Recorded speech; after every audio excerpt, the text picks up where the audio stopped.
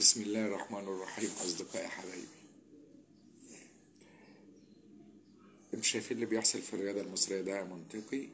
شايفين إن كل وقت وكل يوم في قناة الزمالك في برنامج زملكاوي 3 4 أو 5 قاعدين بيهينوا في الناس وبيطبقوا وبيصوتوا على كلام السيد المستشار رئيس مجلس إدارة النادي؟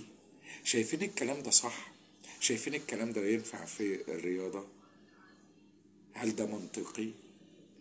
إهانة في الكابتن شوبير، وإهانة في بعض الإعلاميين، وفي أسطورة كرة القدم الكابتن محمود الخطيب والكابتن سيد عبد الحفيظ، وإهانة في النادي الأهلي. شايفين الوضع ده صح؟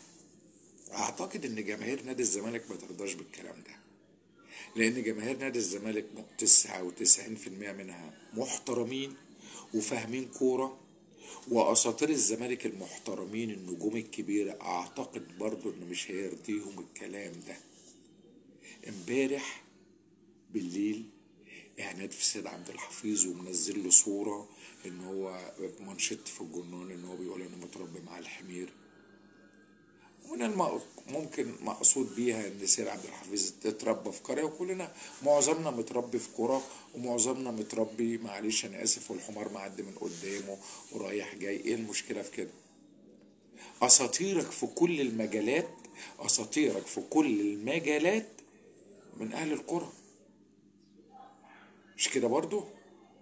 كابتن محمود الخطيب من المنصورة، من السنبلاوين.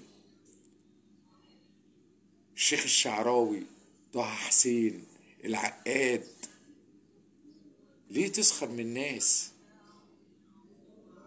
ليه السخرية؟ ايه متربي مع الحمير؟ ما وصلنا اليه في مجال الرياضة اصبح شيء لا يحتمل. وكل شوية هطلع اديك بالجزمة يا شوبير، هطلع اديك بالجزمة يا شوبير. والله اللي افضل من كده انك تقعد وتدرس الاخطاء اللي موجودة في الفريق، والفريق ناقصه ايه وعايز ايه.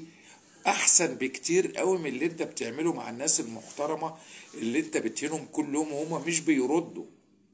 لا اتحاد كرة عايز ياخد موقف، ولا وزير الشباب والرياضة عايز ياخد موقف. ايه اللي بيحصل ده؟ ايه اللي بيحصل؟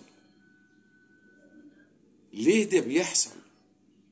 احنا عايزين نتفرج على كورة، عايزين نتفرج على مهارات، عايزين نستمتع باللعبة، لاننا كجماهير كورة بنحب لعب كرة القدم وعايزين نستمتع، بصرف النظر بقى اهلاوي زملكاوي اتحداوي اسماعيلاوي. المهم المتعة، المهم المتعة في اللعبة. احنا مش بنمثل فيلم اكشن عشان كل يوم يطلعوا عايز. وبعدين انت يعني بتبقى يعني المنظر لا تتخيله. الواحد لما بيسمع الكلام ده وناس عماله تهز في دماغها كده، أنا مش عارف. وبعدين يقول سيد القرابه، طلع له الصوره، يقول له لا لا مصر، او مصر اهم. صوره ايه اللي للسيد عبد الحفيظ في رابعه؟ انا ما اعرفش.